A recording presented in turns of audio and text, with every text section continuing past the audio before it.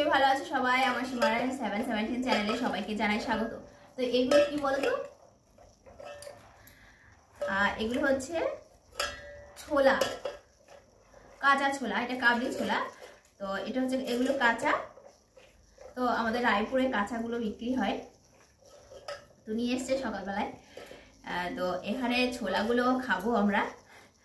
আর এই যে শাকগুলো আছে না, ছোলা শাক, এই পাতাগুলো আমি ছাড়িয়ে নেব, নিয়ে এগুলো ভাজা করব। তো কি করে ভাজা করতে হয় জানো? এগুলো প্রথমে ছাড়িয়ে, যেগুলো জালি আছে পাতা, আর সেইগুলো নেব ছাড়িয়ে, নিয়ে তারপরে এটাকে আমি সিদ্ধ করব। ছাড়িয়ে নেব, নিয়ে তারপরে একটু রোদ্দুরে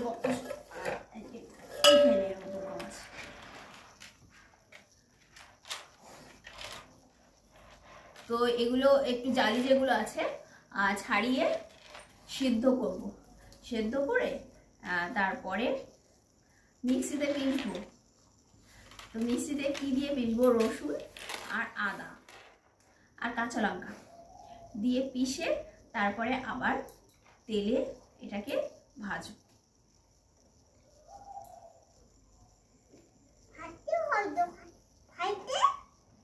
তো আগে আমরা ছোলাগুলো খাই, আর সকালবেলা আমরা খেয়েছি, আর রোদুরটাও চলে যাচ্ছে এখান দিয়ে।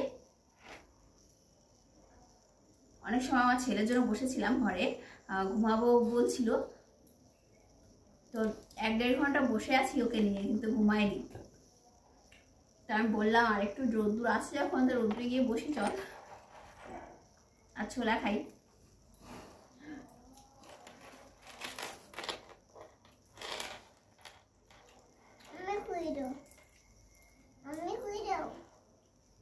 খুলে দেবো?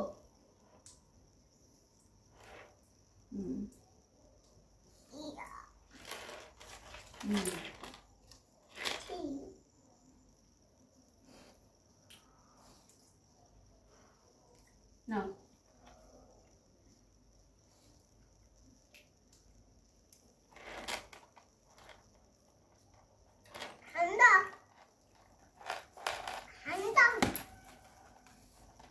কিছুটা শাক ছাড়িয়ে নি,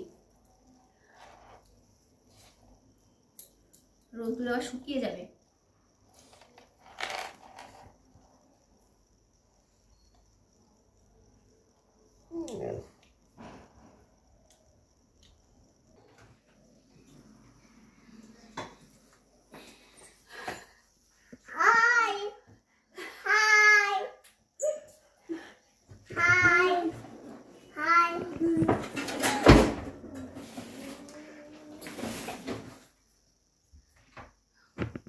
তো এখন হবে, আমার মেয়ে স্কুলে বাড়ি এসে শুরু হয়ে গেছে পনির। তো কি বানাবে? পনির দিয়ে কি দই মাখিয়ে রেখে দিয়েছে পনির।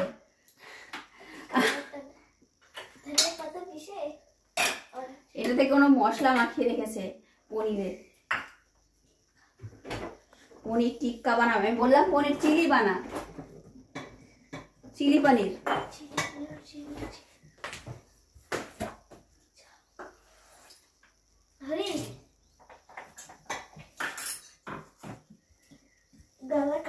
তুই কি পিসবি ওর ভিতরে? আমি এই দেখ, আমি ওই শাকগুলো সিদ্ধ করে ওটা পিসবো, ভাজি। আমি ছোলা শাক পিসবো মিক্সিতে।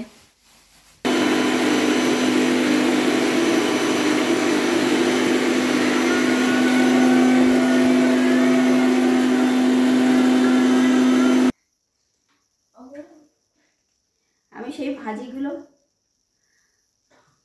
এগুলো হয়েছে ছাড়িয়ে, তো এটা এখন সেদ্ধ করবো।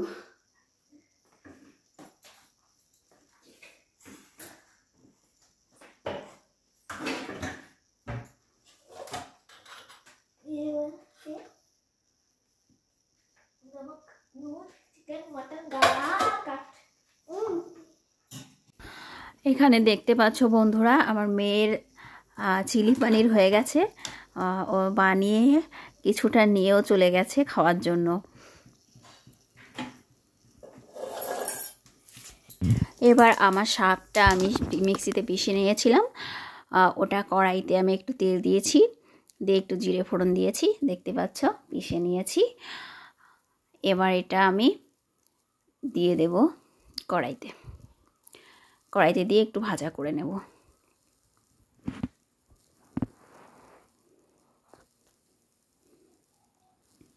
তো বন্ধুদের বলি, আমার ভিডিও যদি একটু ভালো লাগে তো প্লিজ প্লিজ প্লিজ লাইক করো, কমেন্ট করো আর সাবস্ক্রাইব করো।